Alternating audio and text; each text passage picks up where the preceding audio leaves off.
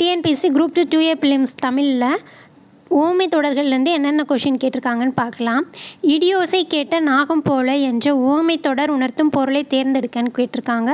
Option A Vanmam, option B ஏக்கம், option C மிரட்சி, option D திரட்சி அப்படின்னு கொடுத்துருக்காங்க.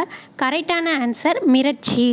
இடியோசை கேட்ட நாகம் போல அப்படின்னா கரெக்டான ஆன்சர் மிரட்சி, ஆப்ஷன் சி. அடுத்த கொஷின், நீரு பூத்த நெருப்பு போல, இதில் நீரு என்பதன் பொருள் என்னன்னு கேட்டிருக்காங்க.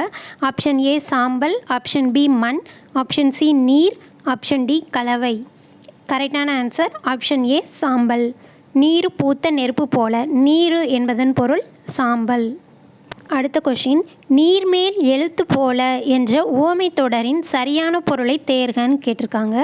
ஆப்ஷன் ஏ இயலாமை, ஆப்ஷன் பி நிலைத்தன்மை, ஆப்ஷன் சி உறுதித்தன்மை, ஆப்ஷன் டி நிலையற்ற தன்மைன்னு கொடுத்துருக்காங்க.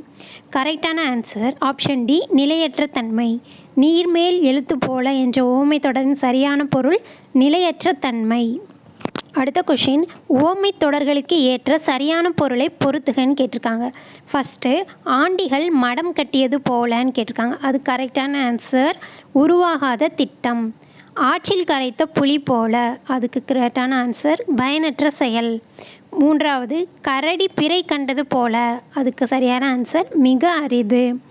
உள்ளீடற்ற புதர் போல, இதுக்கு கரெக்டான ஆன்சர் போலி.